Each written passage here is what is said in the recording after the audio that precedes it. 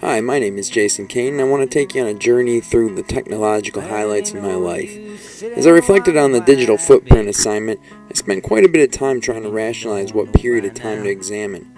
I found I was either choosing an area that was too dense or an area that was too sparse. Suddenly it came to me, who cares about all the technology I've encountered? It's only the highlights that matter. So I resolved to look back at the most memorable pieces I've used in my life so far. Therefore, the first significant highlight occurred in 1988. I was a young 8-year-old boy, and my dad bought our first computer, a Tandy TRS-80 from Radio Shack. This old thing used a TV as a monitor and was capable of acting as a very archaic word processor, or playing incredibly simplistic, yet addicting games that looked like this. I also used that thing to write my first ever memorable piece of writing, along with my dad.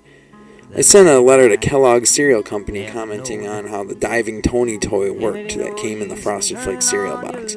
They wrote back and sent me some serious swag. I ended up writing a very personal memoir about this later in my life.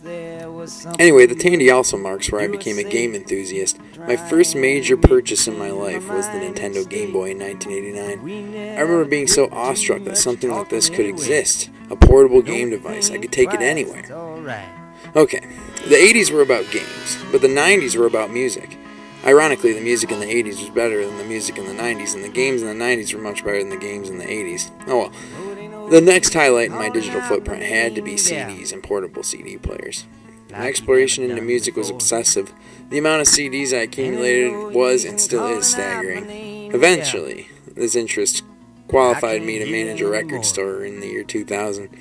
After high school, it was 1998, and I realized that computers had made rather tremendous breakthroughs since the Tandy, and I was on my way to U of M with nothing more than my IBM PS1 with about 500 megabytes of memory left. Thus, it was time to upgrade to a newfangled laptop. I stuck with IBM, but the portability and ease of the ThinkPad changed the way I studied and interacted with computers.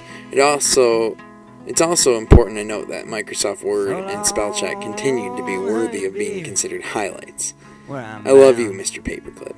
1998 was also the year I got my cell phone. It was an ugly Sprint flip phone, and I still have it for nostalgic reasons. In addition, my crazy interest in music had wandered over to movies. I was a film major in college for a year or so, and in 1999 the DVD player made its first appearance in my life, and all the obsessive energy I had previously spent on acquiring CDs swiftly shifted to DVDs. After college, my final technological highlights revolve around the professional world. I began learning about all the software that could make my life easier once I became a teacher. Websites like Turnitin.com, Blackboard, and Google Docs became quite important to learn about. Programs like PowerPoint and Excel began to have value too. At this point, nowadays, my life includes frequent uses of technology. My alarm clock goes off and wakes me up in the morning. I use an electric razor to shave. I listen to an iPod in my car on my way to work, where I simultaneously open a computer grading program, email, and a NetVibes page to absorb all the information needed to begin my day. All of this before 7:20 a.m. So that's my digital footprint. I look forward to taking another step this semester.